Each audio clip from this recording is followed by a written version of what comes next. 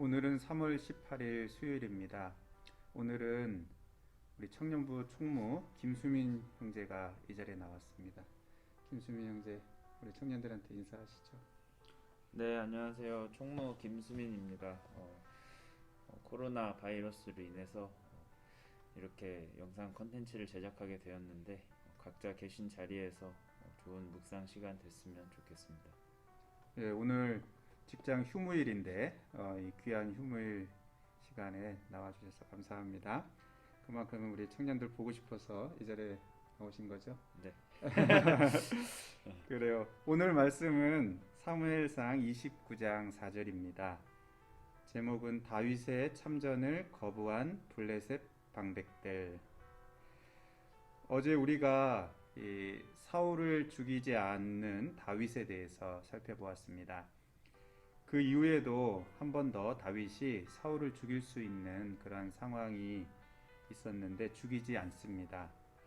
그럼에도 불구하고 사울은 계속해서 다윗을 죽이려고 합니다. 결국 27장에 보면 다윗과 그 일행 600명이 이스라엘 영토를 벗어나서 블레셋 가드 나라 그 아기스 왕에게로 망명을 가기로 결정을 합니다. 도망 다니기가 이제 지쳤고 또 아무래도 사울 왕이 다스리는 이스라엘 영토 안에서는 더 이상 안전하게 피신하기 어렵다고 판단한 것입니다. 여러분, 이 블레셋에 망명하는 이 결정은 최선의 대안입니까? 아니면 최악의 선택입니까? 외면상으로는 성공적으로 보입니다. 그렇게 추격하던 사울은 더 이상 쫓아오지 않게 됩니다. 블레셋 가드왕 이 아기스에게도 또 신임도 얻습니다. 하지만 블레셋에서 보낸 1년 4개월은 다윗에게 영적 암흑기입니다. 하나님께 늘 묻고 의지하던 다윗이 이제는 아기스 왕의 신임을 얻기 위해서 계속 거짓말을 이어갑니다. 다윗은 어쩔 수 없었다고 말하고 싶겠지만 성경은 외면상으로 성공으로 보이는 그 일들이 결국 영적 손해를 끼칠 수 있다는 것을 보여줍니다. 다윗은 블레셋 땅에서 편안하고 안전한 도피처를 얻었지만 영적인 측면에서는 오히려 사울에게 쫓기던 그 시절 날마다 긴장할 수밖에 없고 하나님밖에 의지할 분이 없었던 그곳 광야에서 더 깨어있고 영적으로 건강했습니다. 잠시 위기를 모면하려고 꾀를 내면 낼수록 더 큰 위기가 찾아오게 됩니다. 29장에 보면 블레셋과 이스라엘이 큰 전쟁을 하게 되는데 아기스 왕이 다윗에게 참전을 요구했고 다윗은 수락합니다. 장차 이스라엘 왕이 될 사람이 지금 블레셋 편에서 이스라엘과 싸우겠다는 것인데요. 그렇게 하고 나중에 왕이 될 수 있겠습니까? 아니면 블레셋을 위하는 척 하다가 뒤에서 치려는 것입니까? 다윗은 도대체 무슨 생각을 하는 것일까요? 진퇴양난의 상황입니다. 바로 그때 블레셋 다른 나라들이 이 다윗을 알아보고서 다윗의 참전을 거부합니다. 이것은 사실 하나님께서 블레셋 방백들의 마음을 움직여서 다윗의 참전을 막으시고 다윗을 일생일대의 그 위기에서 건지신 것입니다. 자, 수민 형제, 네. 첫 번째 질문을 드립니다. 네, 네. 다윗의 이 블레셋 망명, 네. 수민 형제는 어떻게 보십니까? 제가 개인적으로 봤을 때는 인간적으로 아주 똑똑한 선택이 아니었나. 이 사람의 마음에 나온 것으로만 봤을 때는. 그러나 그 사울의 핍박을 피해서 아예 나라를 버릴 정도였다는 것은 한편으로는 얼마나 자신의 생명이 위협을 느꼈는지를 보여주는 그런 단면이라고 생각을 합니다. 똑똑한 결정이었다. 뭐 네. 지극히 인간적으로는 네. 아니 저도 사실은 참 이게 이해되는 측면이 많이 있습니다.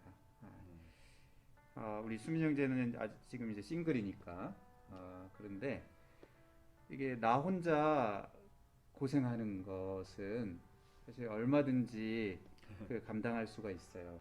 네. 그런데 딸린 가족이 있고 그리고 또 한 공동체의 리더일 때에는 문제가 달라집니다. 지금 다윗은 혼자가 아니고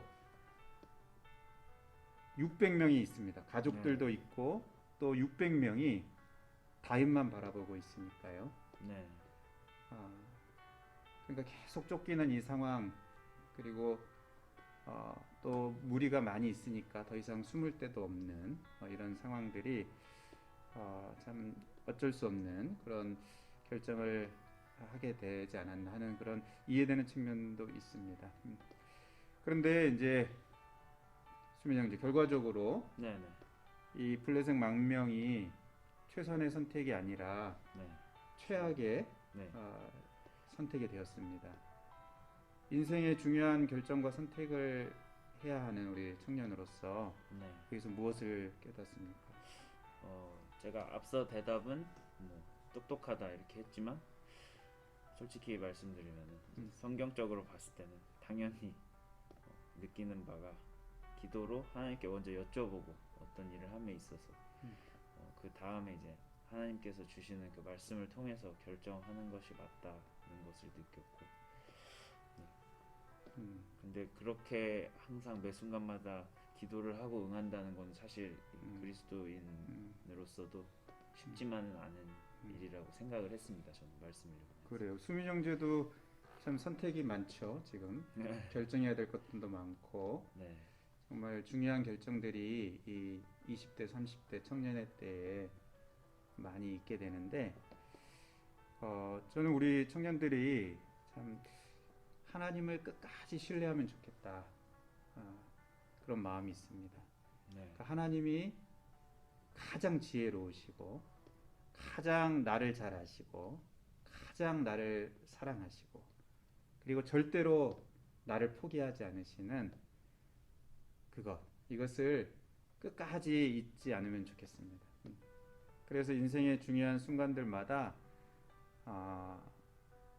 하나님께 묻고 또 기도하면서 하나님의 인도하심을 받을 수 있으면 좋겠다 싶습니다. 우리 하나님이 정말 신실하신 하나님이신데요. 그래서 우리의 삶을 인도하시는데 참 그런 점에서 우리가 이렇게 하나님께 묻고 기도하고 말씀을 경청하고 이렇게 해야 되는데 실제로 그렇게 하는 데 있어서 어떤 어려움이 있습니까? 또 그렇게 하기 위한 좋은 방법 어떤 수민 형제의 좋은 방법 있으면 한번 우리 청년들에게 노하우를 노하우까지는 아니고 저는 이제 뭐 본질적으로는 이제 사람이 너무 완악하기 때문에 그리고 또 외부적으로는 이제 세상의 미디어나 뭐 세상 자체가 주는 뭐 가치관 다른 틀린 가치관들이 있기 때문에 그런 거에 이제 저희도 세상을 살아가면서 영향을 많이 받는 거라고 생각을 하고 있고 또 그게 또 되게 이겨내기가 쉽지 않은데 제 생각에도 저도 그렇고 근데 결국 방법은 이제 말씀과 기도 되게 진부한 얘기지만 말씀과 기도고 더 나아가서 이제 그런 것에 대해 연약한 자신을 하나님께 내어드리는 그러한 자세 그리고 그것이 힘들 때 드리는 기도 이것이 뭐 이겨낼 수 있는 거의 유일한 방법이지 않을까 저는 생각을 했습니다. 그래요. 우리 수민 형제가 참 진부한 대답이다 했지만 사실 크리스찬 우리 청년들이 다 그렇게 생각하는 것 같아요. 예, 내가 말씀을 붙들어야 되겠다, 기도해야 되겠다, 참 그런 생각들이 있는데, 근데 아까도 얘기했지만 세상의 가치관 이게 여기 수없이 들어오지 않습니까? 미디어를 통해서도 들어오고 또 불신자들 세계 속에서 우리가 그 한가운데 살아가고 있기 때문에 수없이 그 영향을 받고 있잖아요. 저는 그렇기 때문에 공동체가 중요하다고 생각해요.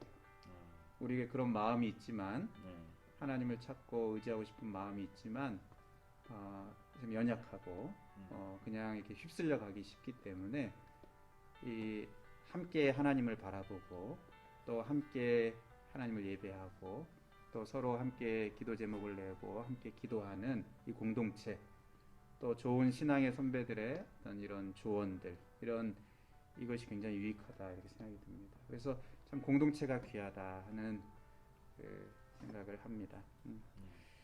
자, 오늘 말씀을 정리합니다. 첫 번째는 블레셋과 이스라엘의 전투에 참여하게 된 것은 다윗의 잘못된 선택의 결과였습니다. 두 번째, 신실하신 하나님은 블레셋 방백들의 마음을 움직여서 다윗의 참전을 막으셨습니다.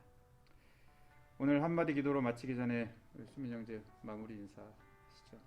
네, 영상 끝까지 시청해 주셔서 감사드리고 오늘 그 같이 나눈 말씀 곰곰이 생각해 보시면서 각자의 신앙을 점검할 수 있는 시간이 되셨으면 좋겠습니다. 감사합니다. 네, 오늘 한마디 기도로 마치겠습니다. 기도에서 떠나 자신의 지혜와 전략을 믿고 살지 않게 하소서. 예수님 이름으로 기도합니다. 아멘.